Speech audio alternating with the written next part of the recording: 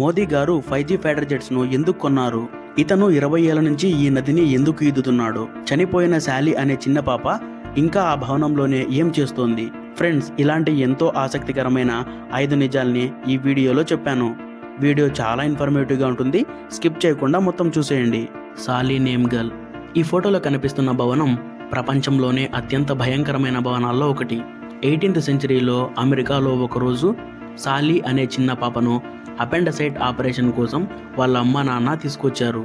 అయితే ఆ పాప డాక్టర్ ఆపరేషన్ చేస్తుండగానే చనిపోయింది.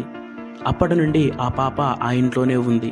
తరువాత ఆ ఇంట్లో ఉండడానికి వచ్చిన ఒక జంటకు చిన్న పిల్లల నవ్వులు, గోడలపై వేలిముద్రలు పడడం, అక్కడున్న లైట్లన్నీ వాటంతట అవే వెలగడం చూసి వారిద్దరూ అక్కడి నుంచి పారిపోయారు. పారానార్మల్ ఇన్వెస్టిగేటర్స్ కూడా ఆ ఇంట్లో కొన్ని భయంకరమైన సౌండ్స్ని రికార్డ్ చేశారు.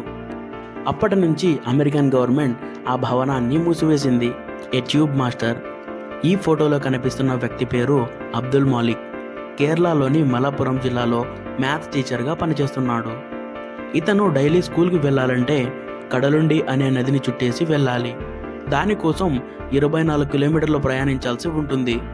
స్కూల్ పిల్లల సమయం వృధా చేయకూడదనే ఉద్దేశంతో ఇతను ఒక ట్యూబ్ సహాయంతో ఒక చేత్తో తన బట్టలు, పుస్తకాలు, భోజనం పట్టుకొని మరొక చేత్తో ఈదుకుంటూ నదిని దాటేవాడు.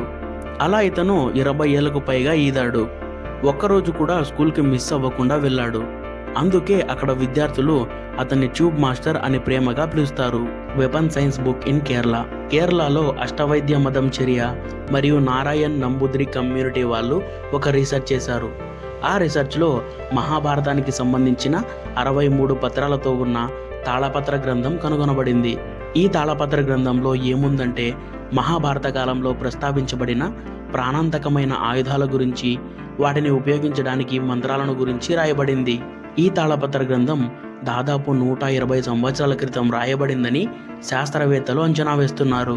ఈ గ్రంథంలో 48 ఆయుధ మంత్రాలు ఉన్నాయి. బ్రహ్మాస్త్రం, నాగాస్త్రం, అగ్నియాస్త్రం, వాయువాస్త్రం లాంటి అస్త్రాల్ని ప్రయోగించే విధానం మరియు దాని శక్తిని నియంత్రించాల్సిన నియమాలను సరిగ్గా ఈ పుస్తకం అందిస్తోంది. దీన్నే వెపన్ సైన్స్ అని అంటారు. 5G fighter jets. ఇండియా నుంచి శత్రు దేశాలకు వార్నింగ్ వచ్చేసింది. మన దేశం ఇప్పుడు AMCAతో కలిసి 5G ఫైటర్ జెట్స్ను రక్షణ రంగంలోకి దింపనుంది. మొబైల్లో ఎలాగైతే 2G, 3G, 4G ఉంటాయో అలాగే ఫైటర్ జెట్స్లో కూడా 2G, 3G, 4Gలు ఉంటాయి. మన భూమి మీద 3 దేశాల దగ్గర మాత్రమే 5G జెట్స్ ఉన్నాయి.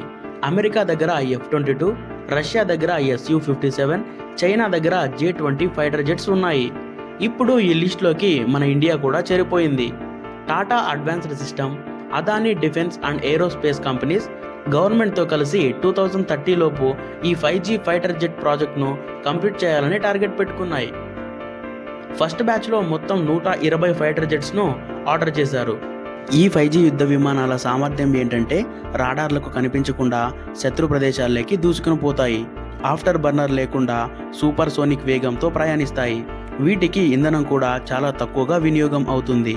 2030 నాటికల్లా ఇవి మన డిఫెన్స్లో ఎంటర్ అవనున్నాయి. Lost city in Amazon. Amazon అడవుల్లో మన ఊహకి అందని ఎన్నో రహస్యాలు దాగున్నాయి.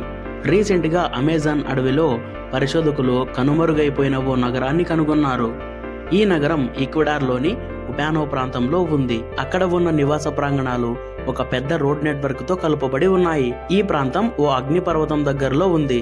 అందువల్ల అక్కడి నేల సారవంతంగా మారింది. కానీ అదే అగ్నిపర్వతం ఒక దశలో ప్రమాదకరంగా మారి ఈ నగరాన్ని నాశనం చేసిందని భావిస్తున్నారు. ఈ నగరం దాదాపు 2500 సంవత్సరాల క్రితం ఏర్పడింది. ప్రజలు ఇక్కడ 1000 సంవత్సరాలు జీవించారని అధ్యయనాలు చెబుతున్నాయి. ఒకేసారి ఇక్కడ లక్షలాది మంది జీవించారని శాస్త్రవేత్తలు భావిస్తున్నారు. లిడార్ టెక్నాలజీతో చేసిన అధ్యయనంలో అక్కడ 6000కు పైగా మట్టి గుట్టలు, 25 కిలోమీటర్ల పొడవున్న రహదారులు, నీటి కాలువలు బయటపడ్డాయి. 144 మీటర్లు ఉన్న ప్లాట్ఫామ్స్ కూడా ఉన్నాయి. అక్కడ ఉన్న నగరంలో పూజలు, వేడుకలు జరిగినట్టు కూడా స్పష్టమైంది. ఈ ప్రాంతం మొట్టమొదటగా 1970లోనే కనిపెట్టారు. కానీ పూర్తిగా అధ్యయనం చేసి బయట పెట్టడానికి 25 సంవత్సరాలు పట్టింది. ఈ నగరం మయన్ల నాగరికతను కూడా మించిపోయే స్థాయిలో ఉండడం విశేషం. ఈ నగరాన్ని కిలా మోపే మరియు ఉపానో ప్రజలు నిర్మించారని భావిస్తారు. వీరు మొక్కజొన్న, చిలకడ దుంపలను సాగు చేసేవారు. అప్పట్లో చీచా అనే ఒక మధురమైన మత్తు పానీయాన్ని తాగారని అధ్యయనాల్లో తేలింది. బ్లూ గోస్ట్ M1 2025 జనవరి 15న అంతరిక్ష చరిత్రలో ఒక కొత్త అధ్యాయం మొదలైంది. టెక్సాస్ కేంద్రంగా పనిచేస్తున్న ఫైర్ఫ్లై అనే ప్రైవేట్ ఏరోస్పేస్ సంస్థ నాసా సహకారంతో బ్లూ గోస్ట్ M1 అనే చంద్రయాన్ను స్పేస్లోకి పంపించింది. ఇది సాధారణ మిషన్ కాదు, చంద్రునిపై ప్రైవేట్ కంపెనీ చేత సాఫ్ట్ ల్యాండింగ్ చేయబడిన అరుదైన ఘట్టం. ఈ మిషన్ ఫ్లోరిడాలోని కేప్ కెరవల్ నుంచి ఫాల్కన్ 9 రాకెట్ ద్వారా పంపించారు. ఈ రాకెట్లో నాసాకు చెందిన 10కి పైగా ప్రయోగ పరికరాలు, జంతు జీవములు ఎలా స్పందిస్తాయో చూడడానికి కొన్ని బయో ఎక్స్పెరిమెంట్ క్యాప్సూల్స్, ధూళిని సేకరించి భద్రపరచడానికి కొన్ని చిన్న చిన్న రోబోటిక్ ఆర్మ్స్ కూడా పంపించారు. ఇది CLPS అంటే కమర్షియల్ లూనార్ పేలోడ్ సర్వీసెస్లో భాగంగా జరిగింది. అంటే నాసా ఇప్పుడు ప్రభుత్వ సంస్థలకే కాకుండా ప్రైవేట్ కంపెనీస్కు కూడా చంద్రయాత్ర అవకాశం ఇస్తోంది. ఫ్రెండ్స్, ఇంతటితో అయితే మన వీడియో ముగుస్తుంది.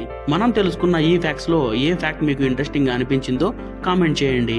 ఇంకా ఎవరైనా మన ఛానల్ని సబ్స్క్రైబ్ చేసుకోకపోతే సబ్స్క్రైబ్ చేసుకొని బెల్ ఐకాన్ ఆన్లో పెట్టుకోండి. Love you all.